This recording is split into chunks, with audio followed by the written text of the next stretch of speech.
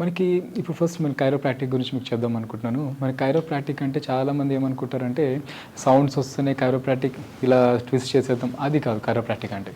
Chiropractic అంటే మనకి spinal adjustment అనమాట. మన ఎక్కడైతే మనకి ఈ మస్కులోస్కెలిటల్ ప్రాబ్లమ్ స్పైన్లో ఏదైతే ప్రాబ్లం ఉందో మన ఫస్ట్ డయాగ్నోసిస్ తీసుకోవాలి. స్పైన్లో మనకి చాలా ప్రాబ్లమ్స్ ఉంటాయి. ఈవెన్ డిస్క్ బల్జెస్ కానీ, డిస్క్ ప్రొట్రూషన్స్, హెరినియేషన్స్, డిస్క్ డీజనరేషన్స్, అలానే రెట్రోలిస్థెసిస్ అనేది నౌవేడేస్ కామన్ అయిపోయింది. రెట్రోలిస్థెసిస్లో కూడా యాంటీరియర్ అండ్ పోస్టీరియర్ రెండు ఉంటాయి. మనకి మామూలుగా ఎలా ఉంటుందంటే బోన్ మధ్యలో నుంచి డిస్క్ అనేది బయటికి రావడం చూస్తుంటాం. కానీ ఈ రెట్రోలిస్థెసిస్లో ఈ వర్టిబ్రా అనేది పక్క జరుగుతుంటుంది, ముందుకు కానీ వెనక్కి అనేది. ఇలా జరిగినప్పుడు మనకు కామన్గా ఫేస్ చేసే సిమ్టమ్స్ చాలా వరకు ఇప్పుడు ఫర్ ఎగ్జాంపుల్ నడుము వరకు వస్తే ఏమవుతుందంటే ఇక్కడ మనకి L4 L5 ఈ బోన్స్ అంటాం, ఈ లంబార్ వర్టిబ్రేస్లో ఈ బోన్స్ మనకి కంప్రెషన్ అయినప్పుడు కాళ్ళలో తిమ్మిరి కానీ, మంట కానీ, మొద్దుబారినట్టు అవ్వడం కానీ, చాలా వరకు ఇవి ఇలానే నెగ్లెక్ట్ చేస్తే ఏమవుతుందంటే మజిల్ మాస్ కూడా తగ్గడం, అంటే మనకి మజిల్ బల్క్ తగ్గడం కూడా చాలా వరకు మనం చూడొచ్చు.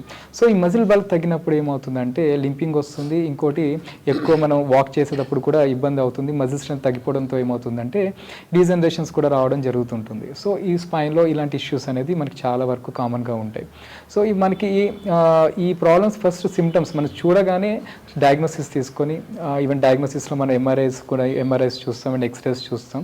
మనం ఇమీడియట్గా మనం ట్రీట్మెంట్ తీసుకోగలిగితే ఫర్దర్గా పెరగకుండా ముందే ప్రివెంట్ చేసుకోవచ్చు. ఓకే అండి, ఇప్పుడు డాక్టర్ రమేష్ గారు వచ్చారు. రమేష్ గారు కూడా Cairo practitioner and osteopathy practitioner and physiotherapist. Ramesh గారు కూడా మనకి ఇప్పుడు నాతో పాటు కైరోప్రాక్టిక్ గురించి అంటే బాగా డెప్త్గా తీసుకుందాం, అంటే ఎలా ఉంటుంది, ఇది ఎలా వర్క్ చేస్తుంది అనేది నాతో పాటు రమేష్ గారు కూడా ఎక్స్ప్లెయిన్ చేస్తారు. రమేష్ గారు చెప్పండి, ఎలా ఉంటుంది మన కైరోప్రాక్టిక్ ట్రీట్మెంట్ అనేది? కైరోప్రాక్టిక్ అనేది ఒక మంచి ట్రీట్మెంట్ అండి. యాక్చువల్గా మన బాడీ అనేది వన్ యూనిట్ యాక్చువల్లీ. సో ఇప్పుడు స్పైనల్ కార్డ్ అనేది మెయిన్ బోన్. మనకి ఈవెన్ మన బ్యాలెన్స్ కానివ్వండి, బాడీ అడ్జస్ట్మెంట్స్ కానివ్వండి, మెయిన్ కంట్రోల్లో ఉండేదంతా కూడా మనకు స్పైన్లో ఉంటుంది.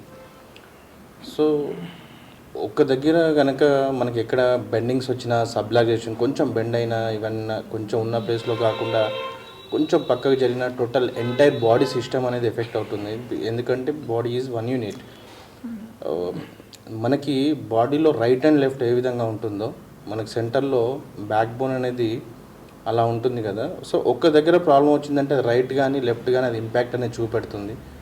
అది మనకి బ్యాలెన్స్ సిస్టమ్ అనేది కోల్పోవడం కావచ్చు, అంటే రైట్కి మూవ్ అవ్వడం కావచ్చు, లేదు అంటే లెఫ్ట్కి మూవ్ అవ్వడం కావచ్చు. కొన్నిసార్లు స్పైనల్ కార్డ్ ఎఫెక్ట్ అయినప్పుడు దానిలోంచి వచ్చే నర్వ్స్ కంప్రెషన్ వల్ల నర్వ్ సిస్టమ్ ఎఫెక్ట్ కావడం కావచ్చు.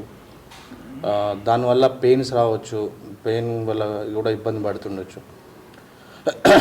సో ఈ కైరోపతి ట్రీట్మెంట్ వల్ల, కైరోప్రాక్టిక్ వల్ల ఏదైతే మనము మిస్అలైన్మెంట్స్ ఉన్నాయో ఒక బోన్లో దాన్ని అడ్జస్ట్ చేయడమే అండి కైరోప్రాక్టిక్ ట్రీట్మెంట్ అంటే. మెయిన్గా దాని యొక్క థీమ్ అది యాక్చువల్గా. దానివల్ల ఆబ్వియస్లీ ఇంపాక్ట్ ఏదైతే ఉందో నర్వ్ సిస్టమ్ ఎఫెక్ట్ అవ్వడం కావచ్చు, లేదంటే బ్యాలెన్స్ కోల్పోవడం కావచ్చు, లేదంటే పెయిన్ వస్తుండడం ఫేస్ చేయడం కావచ్చు, అవన్నీ కంపల్సరీ తగ్గుతాయి. సో మెయిన్గా కైరోప్రాక్టిక్ థీమ్ ఇదండి.